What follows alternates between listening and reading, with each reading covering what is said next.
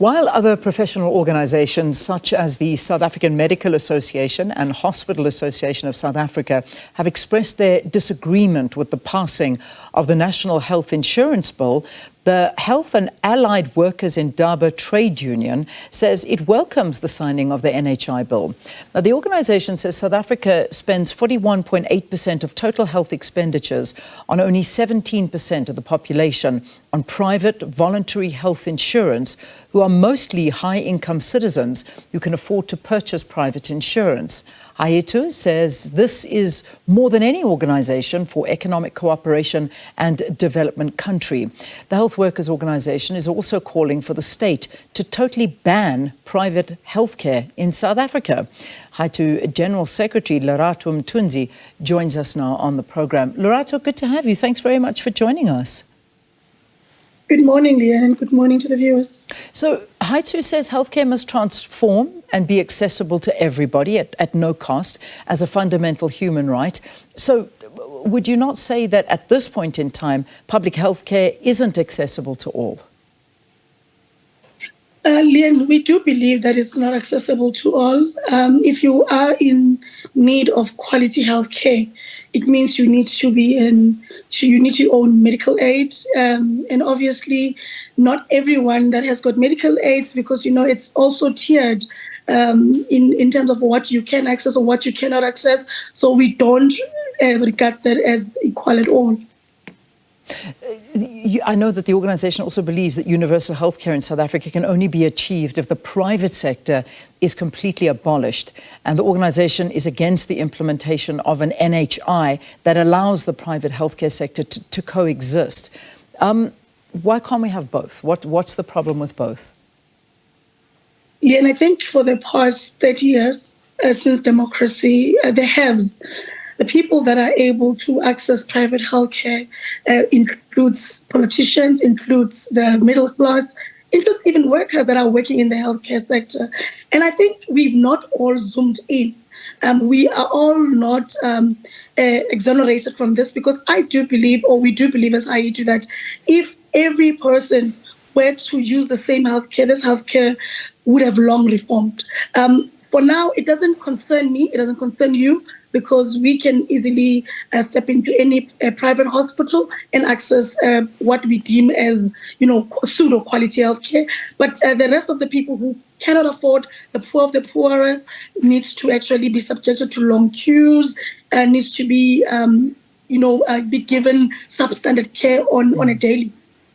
And one can understand what you're saying, but the reality is the fault not in the way that the public health sector is actually being run? I mean, if people are paying for their medical aids and people are doing it out of their own pockets, nobody's funding them, they're funding themselves, whereas the healthcare sector is the one that obviously the majority of the population are dependent on, but unfortunately, there seems to be a problem there in the way that it's run, and hence the issues that you're bringing up. So if people want to buy their own medical cover, what's the problem with that? Why should that be a worry?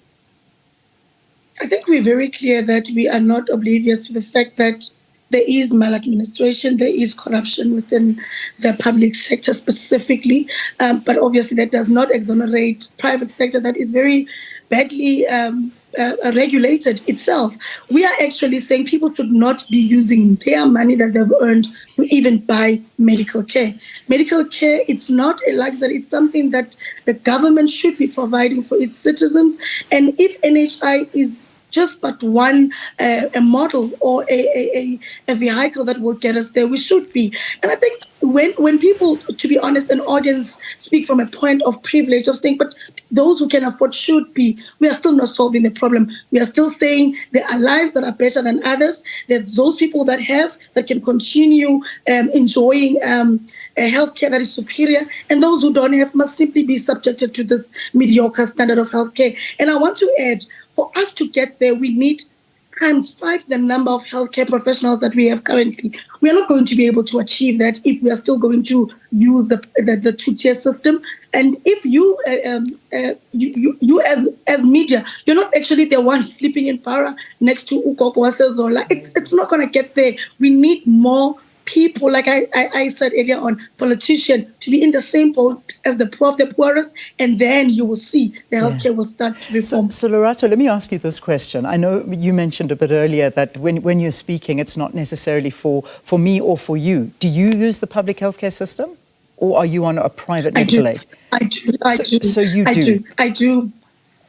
Yeah, definitely. I think as much as I'm in a sport where I could say, let me be on a medical aid, I've opted not to, because as a healthcare worker who works in the hospital, if I can't go and use the same clinic and the same hospital, I could actually be not speaking on it.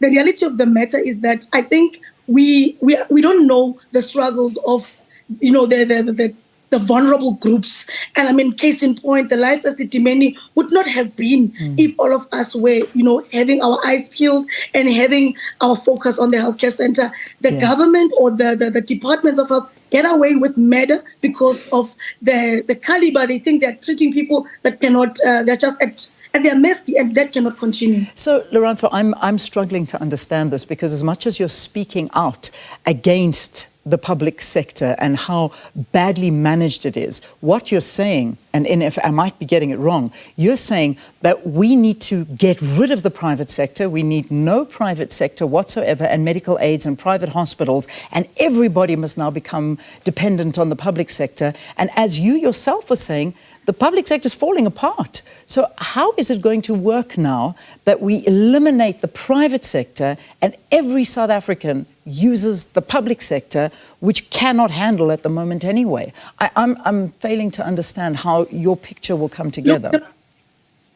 Look, the private sector is not servicing the majority of South Africans. It's literally servicing a drop in an ocean.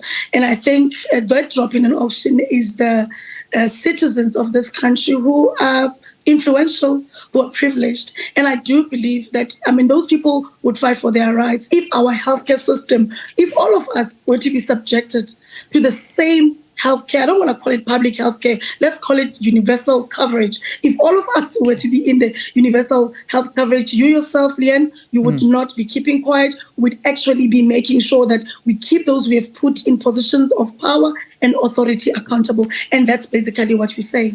Okay, so what you're saying is that if everybody's in the same boat, then it will improve, because we'll all be complaining, and by complaining, change will happen. Look, I think it's not only complaining. The same politicians. I'll draw a picture. There was a time where the Minister of Health was using Steve Biko, and it was iconically one of the hospitals that was, was focused on. It was clean. There was better service there. Even the people around it could actually attest to that. But immediately when you unplug that, there's lacks in the system. There's lacks in, because people say, but anyway, it's not for me, it's for the poor.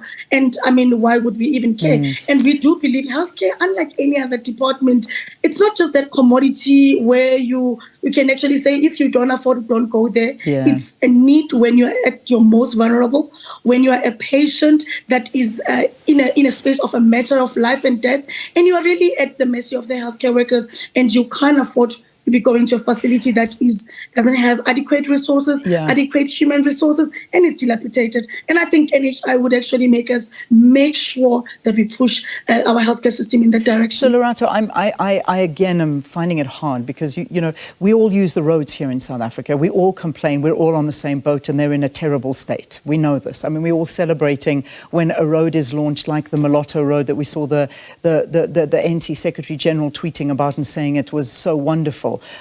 We all use the same criminal justice system. We all have the same police, and all of them are failing us. Now you want to take private healthcare out of the equation and put us all into the same pool where even if we do complain and demand, we don't get anything for it. In a system where, unfortunately, things are corrupt, things are run in a very bad way, there needs massive oversight. So what you're saying, HAITU is saying, that the two-tier healthcare system, a small minority are able to access all the best hospitals and have access to all the specialists and the resources, and it's very, very costly, while the vast majority of South Africans are forced to use a collapsing public healthcare system, which is grossly understaffed and under-resourced.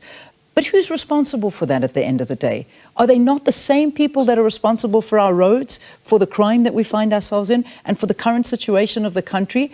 aren't these the same people that you're asking to run these hospitals now entirely?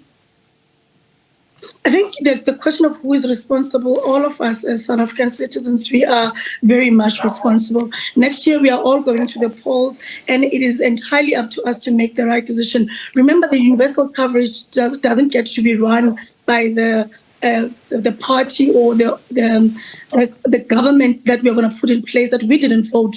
It just means in 2024, we need to make sure that even after voting, we take part in holding those who are given these positions of authority to account. And it cannot be a job of a few people to do so. And that is why we do feel you're right. I mean, our school system is dilapidated, transport and everything is dilapidated. But, you can still choose where your child needs to go to school to. But when you've just been run down or you're in a major accident and you need a brain surgery, it becomes unfair that you must make queue. And your life depends entirely on a healthcare system that must run. And that's basically where we're coming from. All right, I need to wrap this, and just my final closing question to you is, if we look at the private healthcare sector as it is now, it is expensive. There's no two ways about it, but it does function. It functions pretty well. And it appears that most people are not opposed to universal access to health facilities, but there are questions raised about the collapsed state of the public sector due to the poor running of these facilities, the corruption that takes place at these facilities, and of course the knock-on effect of the current public sector collapse. How will we stop this from happening? What are the promises when we're dealing with the health of a nation now? I think we need to understand that the healthcare system is the very wheels that are turning the economy. We can't have our workforce, and I think from a unionist point of view, we can't have our workforce being as ill or not being able to access healthcare as it is. But private sector, as we all glorify it, if the reform in our healthcare system were to come into place, we'd actually realize that healthcare that is privatized is not actually even at its all-time best. We are having individuals that are working in the healthcare system that are not even qualified to even be there. Our healthcare system in private is run at a very cheapskate model where you find that a registered nurse in a shift would only be two. The rest of the people will be just dressed as nurses, but they would not even be nurses. But that's a topic for another day where we have to zoom into the private healthcare sector. I do not believe we are getting superior healthcare even in private, but equally in public, we are getting a raw deal. And it's mainly three things. It's the fact that we do not have human resources, we do not have material resources, and there's no one is paying attention to making sure that these buildings that we nurse our people are not making us more sick with nosocomial infection, and that's basically where we stand. I mean, I can't help but think of a whole issue with Tembisa Hospital and what happened there, where R500,000 was spent on pairs of skinny jeans. And Tembisa Hospital is a very good example to give of how things can go badly wrong. And then Babita Diakaram, who also speaks out about this. There are many issues, and I am sure that you are not blinded by that, and that you can actually see that there are major issues. And by eliminating one sector altogether and putting in a republic is a dangerous place to be right now. I think Tembisa is a very, very good example that says to us, whether there is maladministration, where there is corruption, our government still to date fails dismally in nipping these issues in the bud. All they do is basically scapegoating, and up to today, there's nothing that has happened.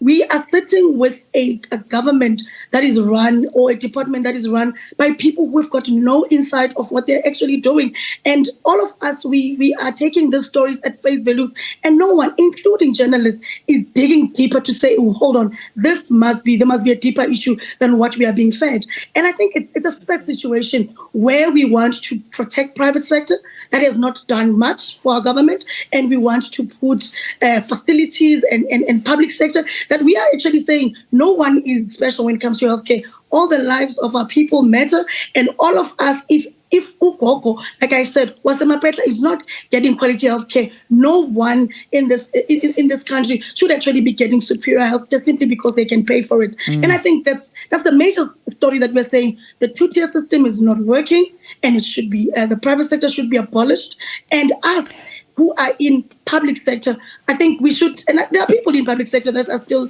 saying, no, it's not going to work. When it will work, it will not work as long as all of us are not in it. The Tembisa issue is an interesting one. And were you not married to the CEO of the Tembisa hospital at the time? Are you still married to him? I think that's of course I am. Okay. I think the two issues are quite separate. When you call me, when you call me and you speak to me as a unionist in your show, it becomes fair. It will be very clear that I do not stand for private.